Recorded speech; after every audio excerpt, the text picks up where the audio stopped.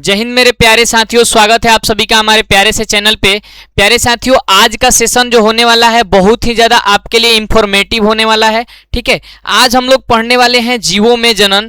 जैसे ही हम class 10th में जानते हैं तो जनन वाले चैप्टर को पढ़ने के लिए हमारे अंदर ना जो उत्सुकता का लेवल होता है, जो हम उत्सुक होते हैं उस चैप्टर को पढ़ने के लिए कुछ अलग ही लेवल का होता है।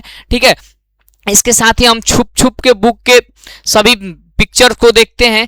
तो हम लोग ना आज उन सारे टॉपिक के बारे में, जितने भी टॉपिक जीवों में जनन से संबंधित है उन सभी टॉपिक के बारे में डिस्कस करेंगे।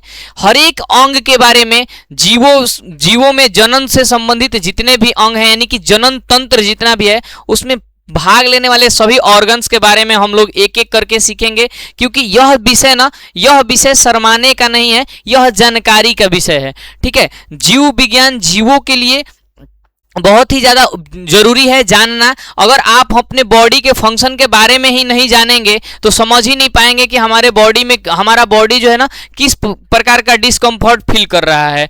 ठीक है, तो हम लोग इस चैप्टर में एक एक करके सभी अंगों के बारे में जानेंगे। इससे पहले हम लोग जानेंगे कि जनन क्या होता है। जनन क्या होता है, क्या जनन जरूरी है, क्या जनन के नहीं होने से जीवों की मृत्यु हो जाती है या नहीं होती है। ठीक है, तो इन सभी चीज़ों के बारे में हम लोग जानेंगे और यह वीडियो हमारा जीवों में जनन का पार्ट 1 होने वाला है। ठीक है, जीवों में जनन का पार्ट 1 होने वाला है। तो चलिए बिना देर किए चलते हम। जनन कहते किसे हैं? तो जनन एक जैविक क्रिया है। यह एक क्या है? जैविक क्रिया है जिसके द्वारा जीव अपने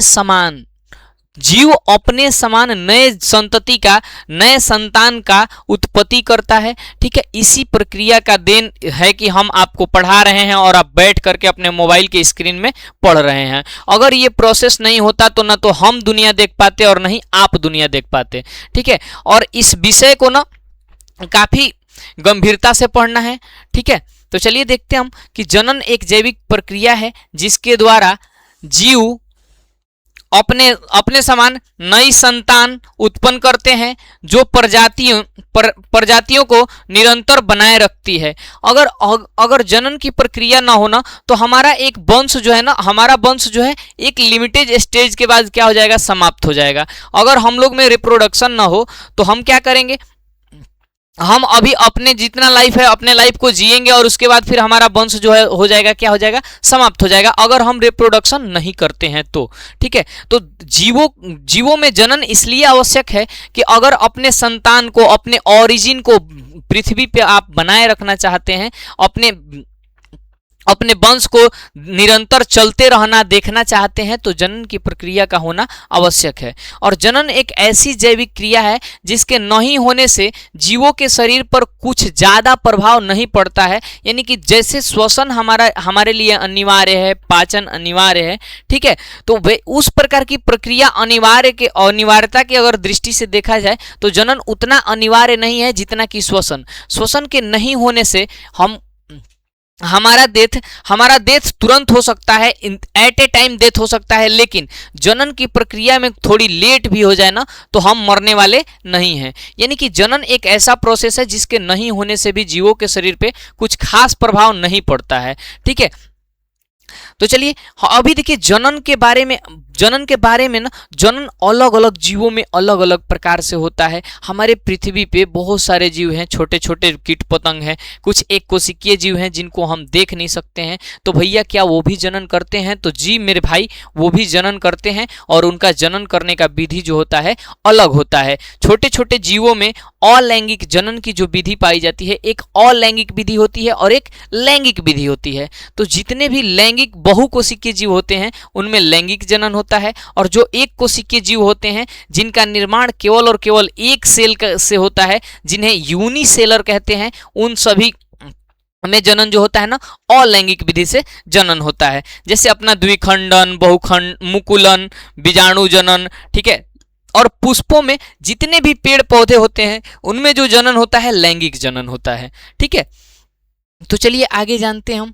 आगे जनन के मुख्य प्रकार, टाइप ऑफ रिप्रोडक्शन, लैंगिक जनन, इनमें नर नर युग्मक शुक्राणु और मादा युग्मक अंडाणु का संलयन होता है, जिससे आनुवांशिक रूप से भिन्न भिन्न भिन्न संतान उत्पन्न होते हैं। उदाहरण मनुष्य और अधिकांश जानवर।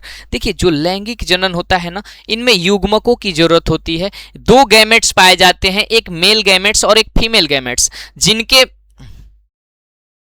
जो यानी कि लैंगिक जनन होने के लिए दोनों पार्ट का उपस्थित होना आवश्यक है, मेल पार्ट और फीमेल पार्ट। मेल पार्ट अपना मेल गैमेट निकालता है और फीमेल पार्ट अपना फीमेल गैमेट निकालता है। यानी कि मेल पार्ट जो होता है वो नर युग्मक रिलीज करता है, जिसको शुक्राणु कहा जाता है, और मादा भाग जो होता है वो मादा युग्मक निकालता है, जिसको अंडाणु कहा जाता है। और जब दोनों आपस में फर्टिलाइज होते हैं तो आगे शिशु भ्रूण का निर्माण होता है, यही एम्ब्रॉय जाइगोट का निर्माण होता है। जाइगोट से एम्ब्रॉय बनता है और वही एम्ब्रॉय धीरे धीरे पोषण करके शिशु का रूप ले लेता है, और वही शिशु अलग अलग गुणों से अलग अलग गुण का पैदा होता है। कुछ लोग काले हो जाते हैं, कुछ लोग गोरे होते हैं, ठीक है। तो कुछ लोगों का बाल जो होता है घुंघरेला हो जाता है, ठीक है। तो ये सारा का सारा जेनेटिक्स इफेक्ट है, इसको आगे पढ़ेंगे अनुवांशिकी एवं जैव विकास वाले चैप्टर में। अभी हम लोग जनन जानते हैं, ठीक है।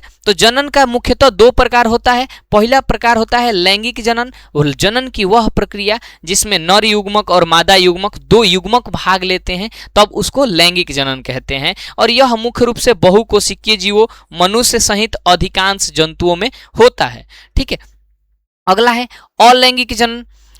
अब देखिए लैंगिक जनन, मानव में लैंगिक जनन प्रक्रियाएं, जो मानव में लैंगिक जनन प्रक्रियाएं होती हैं, इसमें बहुत सारे अंग भाग लेते हैं, जिसको जनन तंत्र कहते हैं। तो नर में जितने भी जनन तंत्र के भाग होते हैं, जितने भी जनन संबंधित अंग होते हैं, उनका जनन तंत्र होता है। उसमें मुख्य रूप से कुछ अंग जो होते हैं ना प्राइमरी अंग होते हैं, जिसको प्राथमिक अंग भी कहा जाता है, और कुछ अंग जो होते हैं सहायक अंग होते हैं। तो अगर नर में बात किया जाए तो नर में जो प्राथमिक अंग होता है ना, वो अपना होता है टेस्टिस, जिसको वृषण कहते हैं, ठीक है। वृषण में ही शुक्राणु का निर्माण होता है, और वहां से अधिवृषण वाली इस नालिका से यह कहाँ शुक्रवाहिका के माध्यम से शिश्न में जाता है, और शिश्न एक इंजेक्टर का काम करता है। शिश्न एक इंजेक्टर का काम करता है, और जैसे ही मेल और फीमेल आपस में संपर्क में आते हैं तो शिश्न के थ्रू योनि में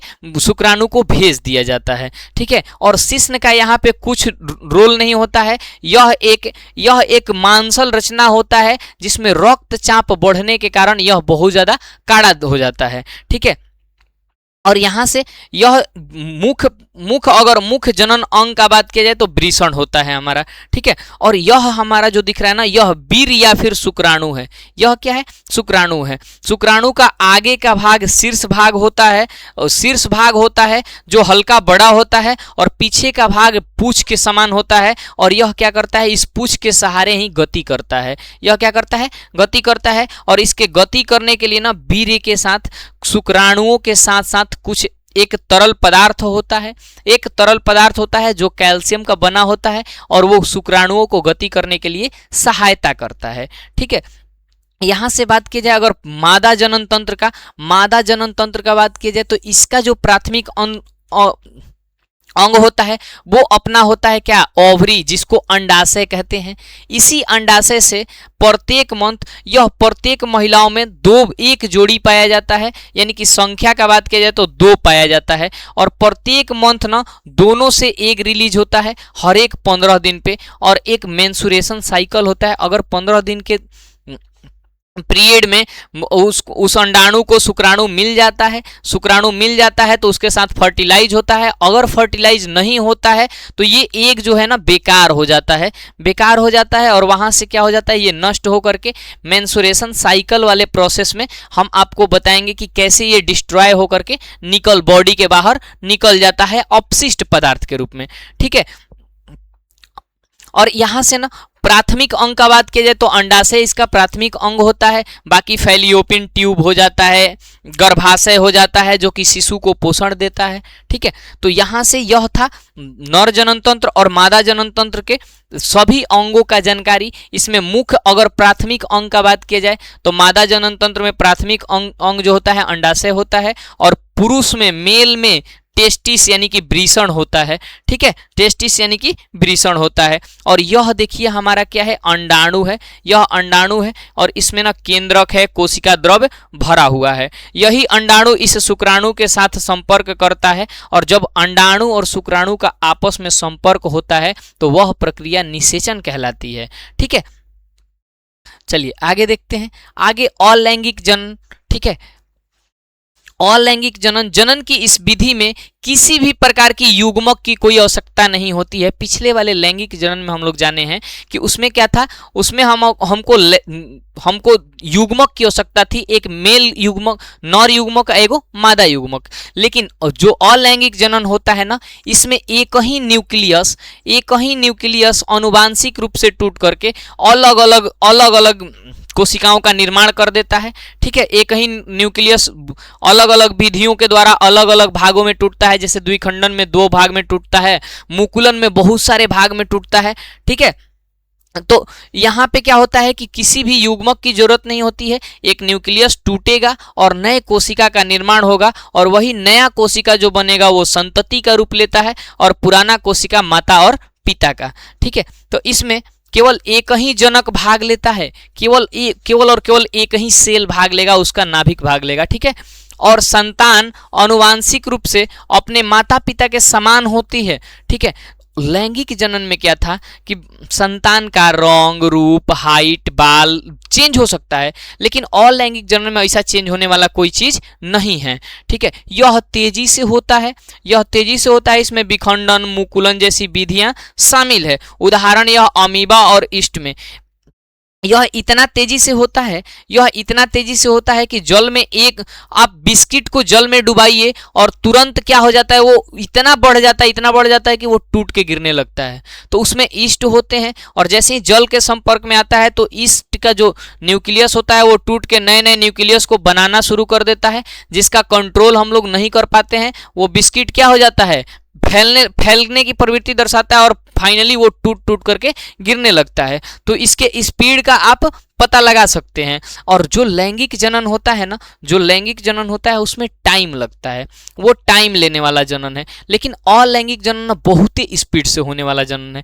ठीक है, इसमें एक अमीबा होता है, ईस्ट हो जाता है, प्लाज्मोडियम हो जाएगा, लिस्मेनिया हो जाएगा, पैरामीशियम हो जाएगा। इन सभी में अलैंगिक जनन की विधि पाई जाती है। जितने भी एक कोशिकीय जीव हैं उन सभी में जनन की जो विधि पाई जाती है उसे अलैंगिक विधि कहते हैं। ठीक है, चलिए अब अलैंगिक विधि भी बहुत प्रकार का होता है, जिसमें द्विखंडन, बहुखंडन, मुकुलन जैसी विधियां शामिल है। अलैंगिक जनन को देखिए, अलैंगिक जनन में द्विखंडन, इसमें क्या होता है, द्विखंडन में एक नाभिक 2 समान आकार में क्या हो जाता है, 2 भागों में टूटता है, और एक नाभिक से 2 संतति का निर्माण होता है, तब इसको द्विखंडन कहते हैं। मुकुलन, बर्डिंग जिसको कहते हैं, बर्डिंग में क्या होता है कि एक शरीर से अलग अलग प्रकार के नए बर्ड्स निकलते हैं, तब इसको क्या, इस जो नए बर्ड्स निकलते हैं वो संतति का रूप लेते हैं, और जो पुराने वाले होते हैं वो जनक होते हैं। ठीक है, देखिए यहाँ पे खंडन हो रहा है।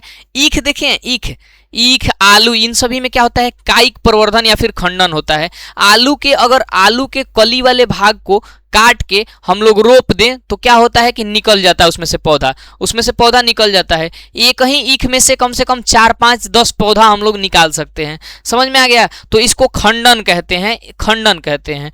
ठीक है, अगला है बीजाणु निर्माण। इसमें ना एक न्यूक्लियस हजार न्यूक्लियस में टूट जाता है, हजार न्यूक्लियस में टूट जाता है। तो यह है बीजाणु का निर्माण। ठीक है, चलिए अगले टॉपिक की ओर चलते हैं। यहाँ से मानव में जो जनन की मुख्य प्रक्रियाएं पाई जाती हैं वो क्या क्या होती हैं। अभी हम लोग पढ़ रहे थे एक कोशिकीय जीवों में जनन, अभी पढ़ेंगे हम लोग मानव में जनन। जो हम लोग जिस विधि के द्वारा हम लोग धरती पे आए हैं उस विधि को हम लोग समझने वाले हैं। ठीक है, युग्मक जनन, पुरुष में वृषण के द्वारा शुक्राणु और महिलाओं में अंडाशय के द्वारा अंडाणु का निर्माण होता है। ये तो भाई अब देखिए ये निर्माण कब होता है, तो का भैया जो पुरुष पार्ट होता है उसमें बचपन में ही शुक्राणु का निर्माण होने लगता है? नहीं, शुक्राणु के निर्माण होने के लिए जनन एक ऐसी प्रक्रिया है जो जीवों के शरीर में, मनुष्यों के शरीर में एक निश्चित उम्र सीमा के बाद शुरू होती है और यह उम्र सीमा जो है लगभग 12 से 14 वर्ष है। 12 से 14 वर्ष के अवधि में जब हम लोग किशोरावस्था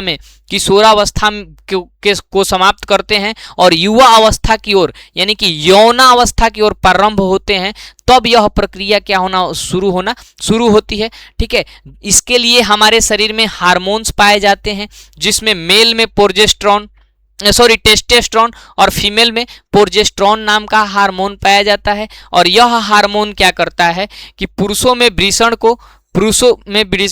को और महिलाओं में अंडाशय को यानी कि ओवरी को एक्टिव करता है। और जैसे ही 12 से 14 वर्ष की महिलाएं होती हैं उनमें उनके बॉडी में एक नया बदलाव आता है, जिस बदलाव को हम लोग एएमसी मेंसुरेशन साइकिल कहते हैं। और धार्मिक रूप से इसको अशुद्ध माना गया है, लेकिन यह एक वैज्ञानिक प्रक्रिया है, इसका होना अनिवार्य है। अगर यह नहीं होगा तो कोई भी महिला माता बनने के काबिल नहीं बचेंगी। ठीक है, तो यहाँ से देखिए जब हम 12 से 14 वर्ष के एज में जाते हैं तो मेल में वृषण एक्टिव होता है और वृषण को एक्टिव करने के लिए एक हार्मोन पाया जाता है जिसे टेस्टेस्ट्रॉन कहते हैं। और यहाँ से हमारा वृषण शुक्राणु के निर्माण करने के योग्य हो जाता है और शुक्राणु निर्माण की प्रक्रिया प्रारंभ हो जाती है।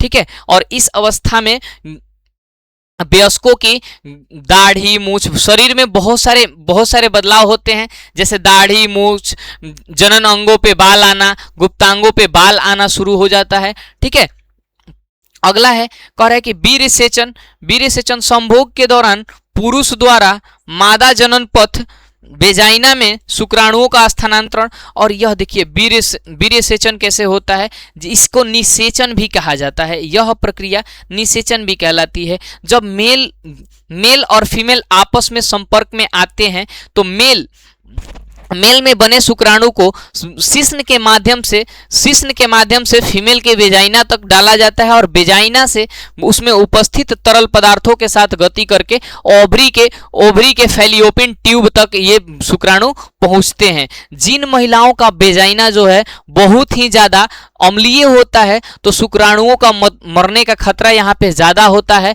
और वैसी महिलाएं कभी मां नहीं बन सकती हैं। ठीक है, तो बांझपन का एक कारण यह भी होता है। ठीक है, तो वीर्य का जो स्थानांतरण है वह प्रक्रिया क्या कहलाती है? वीर्य सेचन या फिर निषेचन कहलाती है।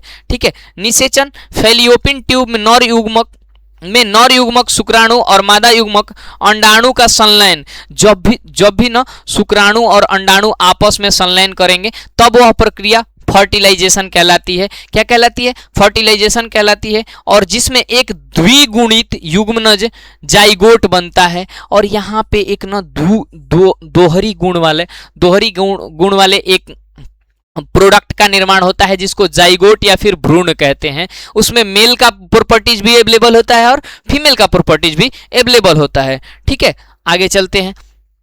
अंतःरोपण, जाइगोट विकसित होकर भ्रूण के रूप में, एम्ब्रॉय के रूप में गर्भाशय की दीवारों से चिपक जाता है। जो गर्भाशय की दीवारें होती है वो हमारे उदर गुहा के समीप स्थित होती है। ठीक है, फीमेल पार्ट में उदर गुहा के समीप स्थित होती है और इस एरिया में कुछ श्लेष्मा ब्लड, ठीक है, आपस में मिल करके एक गद्दी जैसा संरचना प्राप्त करते हैं जिससे भ्रूण आपका क्या हो जाता है? चिपक जाता है। और वहां से एक न्यूक्लियस, एक वायर निकलता है जो कि माता के न्यूक्लियस से कनेक्टेड होता है और प्लेसेंटा उसको बोलते हैं। और उसी से अपना भ्रूण क्या करता है? भोजन करता है। गर्भधारण, लगभग 9 महीने तक गर्भाशय में भ्रूण का विकास होकर शिशु बनता है। ठीक है, गर्भधारण एक प्रक्रिया है जिसमें फाइनली लगभग यह 9 महीने तक चलने वाला प्रक्रिया है जिसमें भ्रूण का धीरे धीरे पोषण होकर के वो शिशु का रूप ले लेता है। ठीक है, प्रसव पूर्ण विकसित शिशु का जन्म होता है और जैसे ही ये 9 महीने का टाइम पूर्ण होता है तब प्रसव के द्वारा शिशु का क्या होता है, जन्म होता है, शिशु का जन्म होता है। एक धरती पर नए संतान अपने ही जैसा नए संतान की उत्पत्ति होती है। एक नन्ही सी जान धरती को देखने के लिए तैयार हो जाती है और इस जान को धरती को दिखाने के लिए बहुत ही ज़्यादा प्रोसेस लंबा होता है मेरे भाई। उसके लिए माता और पिता 9-10 महीने पहले से प्रोसेस कर रहे होते हैं। बहुत सारे लोगों का ये प्रोसेस सक्सेस होता है, ठीक है। और तब एक नन्ही सी जान प्रसव के माध्यम से हमारा क्या धरती को देखती है, ठीक है। चलिए आगे बढ़ते हैं। अगला है प्रजनन तंत्र। अगला है प्रजनन तंत्र में क्या क्या मेल में पाया जाता है और क्या क्या फीमेल में पाया जाता है। यह जो वीडियो है मेरे भाई ये आपके ज्ञान के लिए है, केवल और केवल आपके ज्ञान के लिए यह वीडियो है, ठीक ना। हमारे बॉडी के फंक्शन को समझाने के पर्पस से यह वीडियो बनाया जा रहा है, ठीक है। प्रजनन तंत्र अगर बात की जाए नर में प्रजनन तंत्र मुख्य अंगों में वृषण, वास डेफ्रेस, प्रोस्टेट और शीश्न शामिल है। बात की जाए बाबू वास डेफ्रेस और प्रोस्टेट का, तो प्रोस्टेट एक ग्रंथि है। यह एक ग्रंथि है जो शुक्रवाहिकाओं में शुक्राणुओं को आने जाने का नियंत्रण करता है, ठीक है। जो यौन क्रियाओं और मूत्र त्याग के लिए जिम्मेवार होता है। शिश्न का बात किया जाए तो शिश्न एक मांसल रचना है और इसका मुख्य काम इंजेक्टर का काम है, ठीक है। यह एक इंजेक्शन की भांति कार्य करता है। मादा का अगर बात किया जाए तो मादा में अंडाशय, फैलियोपिन ट्यूब, गर्भाशय, यूट्रस, योनि, वेजाइना प्रमुख अंग है जहां निषेचन और शिशु का विकास होता है। शिशु का निषेचन जो होता है फैलियोपिन ट्यूब में होता है। निषेचित अंडाणु जो होता है वहीं पे उपस्थित होता है और जैसे ही वहां पे शुक्राणु पहुंचता है तो निषेचन की प्रक्रिया शुरू हो जाती है, ठीक है। और जो शिशु का विकास है वो गर्भाशय वाले एरिया में होता है जो हमारे उदर गुहा में उपस्थित होता है। और बाकी जितने भी जनन अंग हैं मेल और फीमेल दोनों पार्ट में हमारे श्रोणी वाले भाग में स्थित होते हैं, ठीक है। हमारे श्रोणी वाले भाग में स्थित है। मानव जनन प्रक्रिया में कुल 23 जोड़े गुणसूत्र भाग लेते हैं जिसमें माता और पिता दोनों के 23 गुणसूत्र आते हैं। तो अब अलग अलग गुणसूत्रों का काम क्या है, कितने नंबर का गुणसूत्र किस चीज के लिए जिम्मेवार होता है, इसके लिए मिलते हैं नेक्स्ट वीडियो में। और ये वीडियो आपके इंफॉर्मेशन के लिए है, ठीक है। तो इसी प्रकार के और ज़्यादा इंटरेस्टिंग और इन्फॉर्मेटिव वीडियो देखने के लिए जुड़े रहिए हमारे चैनल के साथ। मिलते हैं नेक्स्ट वीडियो में, अभी के लिए इतना ही। जय हिंद।